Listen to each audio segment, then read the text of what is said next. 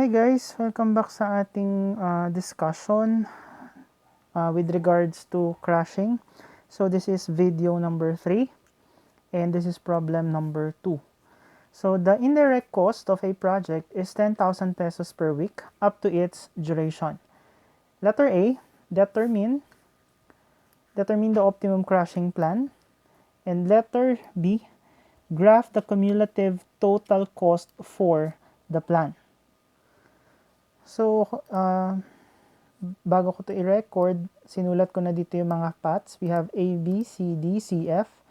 And it so happened that path AB is our critical path with 22 weeks for the duration. The next thing that we need to do is to identify the activities or list the activities and their the available crashing number of crashing and the cost of the crashing. So you have here activity A, 8,000, B, 3,000 for the first week, 4,000 for the succeeding second and third week. So tatlong beses pwedeng i-crash si B, likewise with A. Letter C, you have 2 potential crashing, 5,000. Letter D, you have one crashing potential with 1,000. Letter E, you have 3, 5,000. Letter F, 1 with a cost of 2,000 per week. Okay? So, ang susunod na gagawin natin, i-arrange natin sa pinakamurang i-crash hanggang sa pinakamahal na i-crash. So, that would be activity D, F, B, C, E, A. Okay? So, we have here activity B, A, B. Yun yung critical path natin as of now. Okay? So, makakatulong if we're going to highlight para mapadali, no? Mapadali yung ating Yan. So, likewise, yung in-arrange natin sila, it is A and B para sa critical activity. Okay? So, ang una nating i-adjust, it would be activity A. So, for that, just simply copy path AB. Then, i-check natin. Ano yung pinakamura? Is it A or is it B? So, mas mura si letter B. So, sa first week, it is 3,000. And, ilang beses lang siya pwedeng i-crash? You have 3. Pero, isa lang muna ibabawas natin kasi we have 21 here. So, para ma-balance natin. Okay? So, you have here 8. That would be 7. And the total weeks now would become 21. Pero i-check muna natin, no? So, kung pasok siya sa requirement natin na indirect cost of 10,000 per week. So, let's check that. We have crashing activity activity B, which is equivalent to, for the first week, 3,000. And it is less than 10,000 pesos. Therefore, it is okay. Okay? Dito, if we're going to compare activity path AB 21, path EF 21. Okay? So, titignan natin sa path AB, ano yung mas murang i-crash. Sa path AB, pwedeng 8,000 or pwedeng 4,000. So, let's choose the 4,000. Then, sa path EF, E at saka F, ang pinakamura is F, which is 2,000. Isang beses lang. Okay? So, copying path AB, kopyahin natin. Kopyahin din natin si, wala si A. Kopyahin din natin si EF. So, si B, ang babawas, no, it's not A. It should be 14.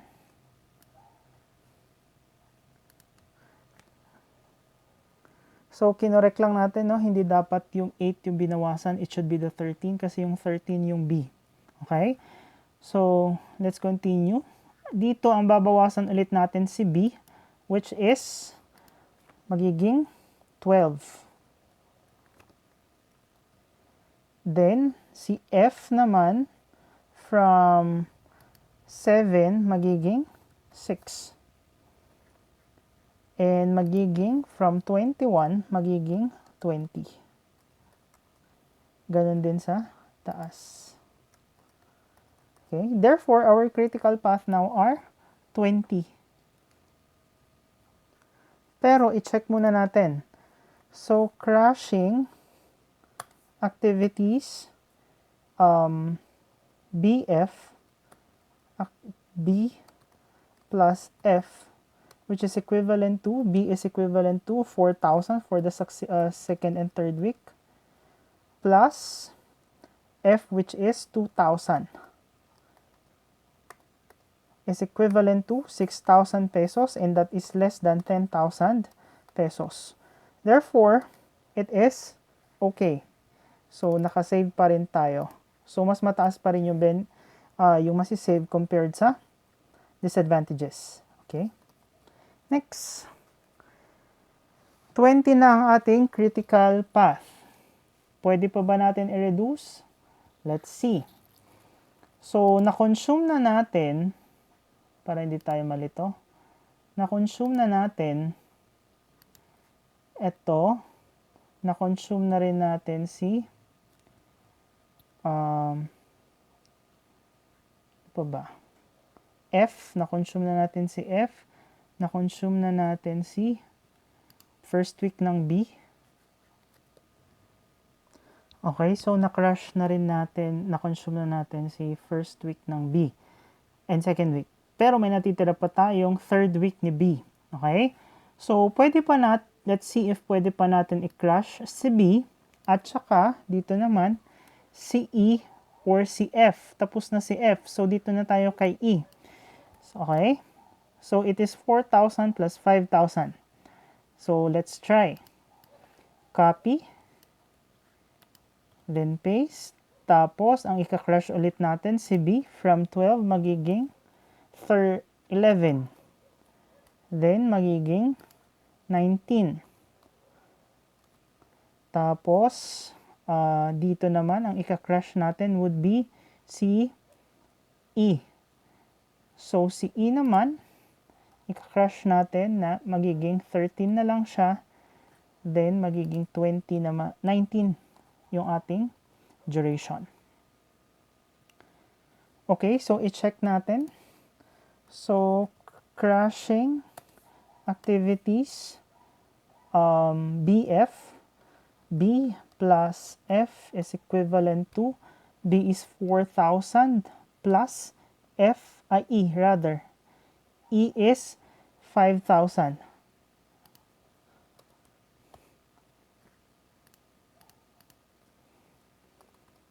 Is equivalent to 9,000. And that is still less than 10,000. Therefore, it is still okay. Okay? So, na-consume na natin si B together with, hindi, may E pa tayo. Tatlo si E. So, yan. Next, pwede pa ba? I-try natin, so we have here our critical path as 19 versus 17. So, dalawa pa rin sila. So, let's continue. Okay? So, let's continue. So, ano pa bang pwede nating i-crush? Pwede nating i-crush na lang si A, which is 8,000.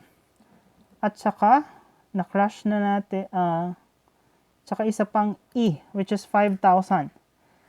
So, dito, gagawin natin, magiging 7. Tapos, si E, magiging 12. Check natin. So, we have crashing activity,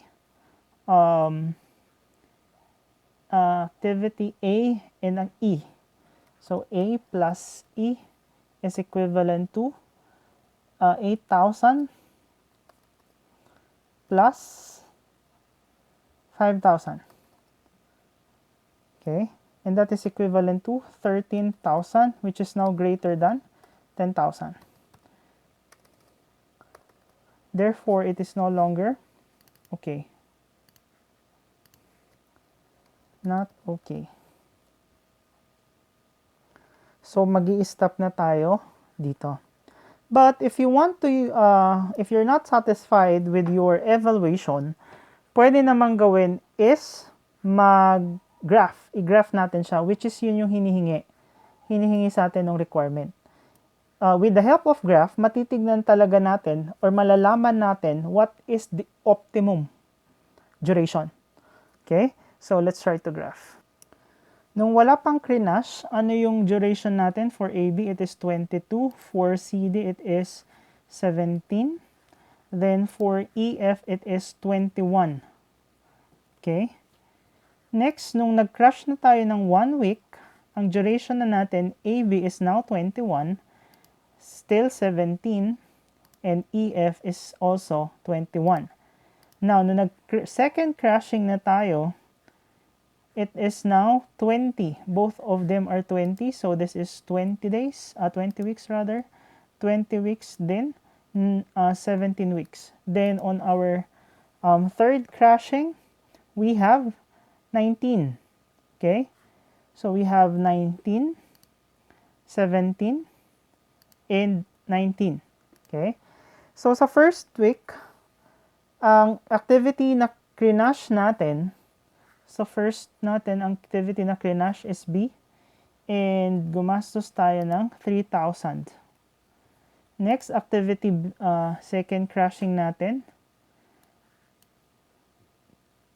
ang Grenache natin would be B and F. So, activities, B and F. And ang nagastos natin is 6,000. Next, last activity natin, no, naging 19. Ang Grenache natin would be, so ang next is activity B and E. So we have here activity B and E, ang ating Grenache. And ang nagastos natin for activity BE is 9,000. Okay? Idagdag natin yung fourth kasi gusto natin makita yung ating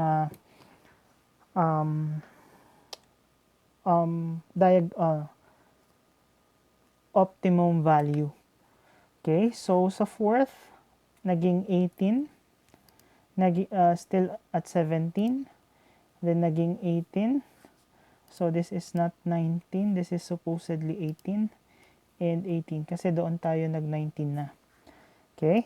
And ang in-adjust natin dito is activity AE. Activity AE.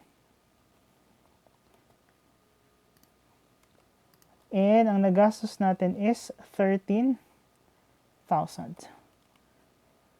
Okay? 13,000.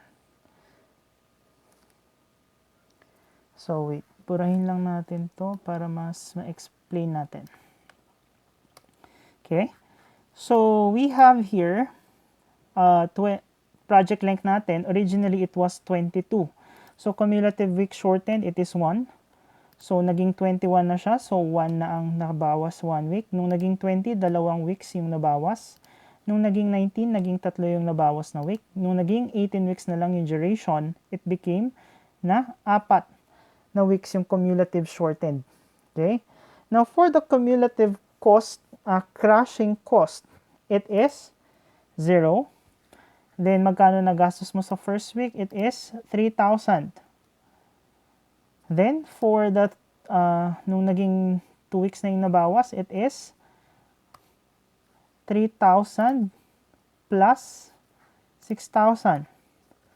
Next, sa third week, we have 3,000 plus 6,000 plus 9,000. And lastly, we have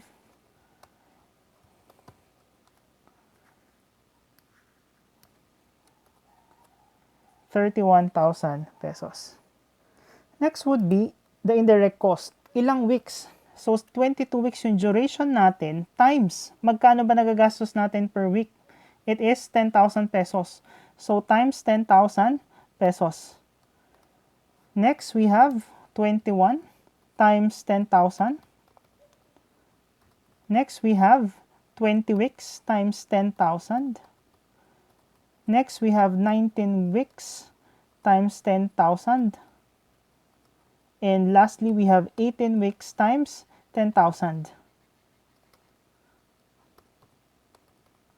So, magkano yung total na nagastos dyan? It is 22,000. So, gawin na natin ito yung hundreds para mas maganda sa graph.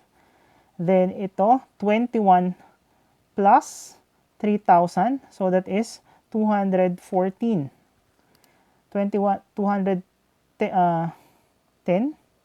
No, it's 213.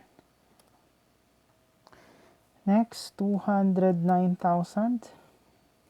Tapos, 190 plus 18,000, 208,000. Next, we have, remove the thousands pala.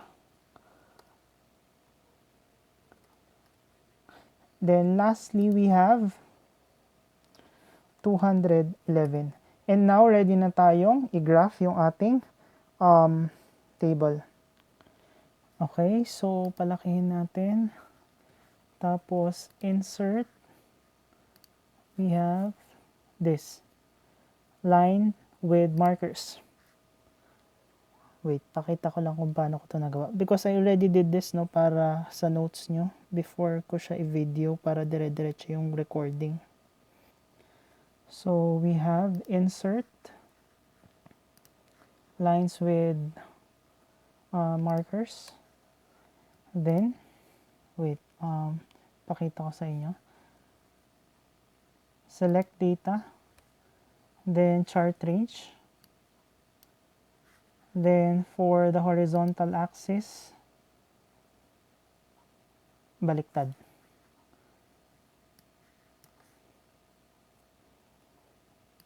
Ito ay mali.